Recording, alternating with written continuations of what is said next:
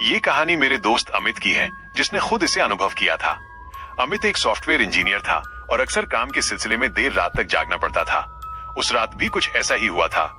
रात के 1 बजे उसने अपनी बाइक निकाली और अपने ऑफिस से घर की तरफ चल पड़ा। शहर की सड़कें सुनसान थीं और सन्नाटा इतना गहरा था कि अपनी बाइक की आवाज भी अजीब लग रही थी।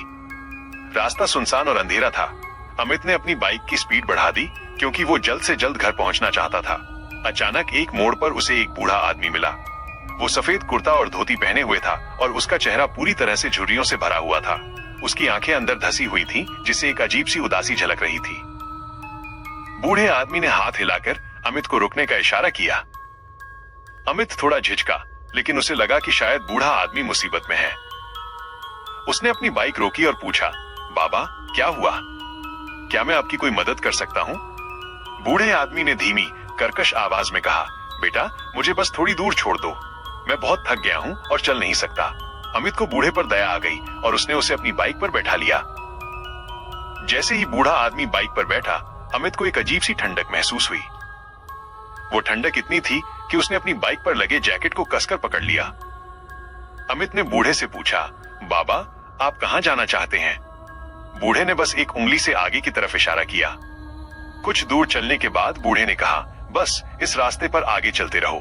अमित ने देखा कि वे शहर के बाहर एक सुनसान जंगल की तरफ जा रहे थे। उसने सोचा कि शायद बूढ़ा किसी गांव में रहता है। वो बूढ़े से बात करने की कोशिश करने लगा, बाबा इस समय आप अकेले यहाँ क्या कर रहे हैं? बूढ़े ने कोई जवाब नहीं दिया, बस उसकी पीठ पर एक ठंडी कठोर उंगली से थपथपाया। अमित ने महसूस किया कि बूढ़े का शरीर बहुत ठंडा था, जैसे कोई बर्फ का टुकड़ा हो। अमित डरने लगा। उसे बूढ़े की अजीब चुप्पी और उसके ठंडे शरीर से डर लगने लगा। उसने अपनी बाइक को रोकने का फैसला किया, लेकिन तभी बूढ़े ने कहा, रुको मत बेटा, आगे बहुत अंधेरा है, तुम्हें डर लगेगा। बूढ़े की आवाज अब और भी कर्कश और भयानक लग रही थी। अमित ने अपनी बाइक की स्पीड बढ़ा दी और पीछे मुड़कर बूढ़े को देखने की कोशिश की, लेकिन उसे केवल एक काली परछाई दिखाई दी। बूढ़ा आदमी अब भी उसकी बाइक पर बैठा था, लेकिन उसकी मौजूदगी और भी भयानक हो गई थी। उसके शरीर से एक अजीब सी दुर्गंध आ रही थी। अमित ने सोचा कि उसे जल्द से जल्द यहाँ से निकलना चाहिए। उसने एक तेज मोड़ लिया और अचानक बाइक से कूद गया। बाइक बूढ़े के साथ आगे चली गई और कुछ ही पलों में एक पेड़ से जा टकराई। एक भयानक चीख सुनाई दी और उसके बाद सन्नाटा छा गया। अमित घबरा गया। वो डर के मारे वहीं खड़ा रहा। उसने सोचा कि शायद वो मर चुका है, लेकिन जब उसने आंखें खोली तो उसने देखा कि उसकी बाइक पूरी तरह से चकनाचूर हो गई थी और बूढ़ा आदमी वहां से गायब हो गया था। अमित ने धीरे धीरे हिम्मत जुटाई और अपनी बाइक के पास गया। उसे एक अजीब एहसास हुआ। उसने देखा कि बूढ़े की परछाई उसके पीछे खड़ी है और उसकी परछाई भी बूढ़े जैसी ही है। बूढ़ा आदमी अब भी उसकी बाइक पर बैठा था, लेकिन उसकी आंखों में एक अजीब सी चमक थी। वो अमित की तरफ देख रहा था। अमित की हिम्मत टूट गई। उसने भागना शुरू किया, लेकिन जितनी तेजी से वो भागता, बूढ़ा उतनी ही तेजी से उसके पीछे आता। आखिरकार अमित एक पुराने मंदिर में छिप गया। उसने मंदिर के पुजारी से मदद मांगी।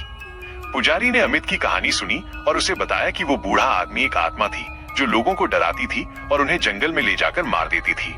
पुजारी ने उसे एक तावीज दिया और उसे रात में घर से बाहर न निकलने की सलाह दी। अमित ने पुजारी का धन्यवाद किया और तावीज पहनकर अपने घर चला गया। उस रात उसे नींद नहीं आई। उसे हर समय उस बूढ़े की भयानक शक्ल याद आ रही थी। अगले दिन सुबह जब वो उठा तो उसने देखा कि उसके जैकेट पर एक काली परछाई बनी हुई है जो उस बूढ़े जैसी ही थी। अमित ने तावीज को कसकर पकड़ लिया और उसे महसूस हुआ कि तावीज में एक अजीब सी शक्ति है। उस दिन के बाद अमित ने कभी भी देर रात को घर से बाहर नहीं निकाला। वो रात के समय घर पर ही रहता था और अपनी नौकरी से भी इस्तीफा दे दिया। लेकिन हर रात उसे अपने घर के बाहर किसी के कदमों की आवाज सुनाई देती थी।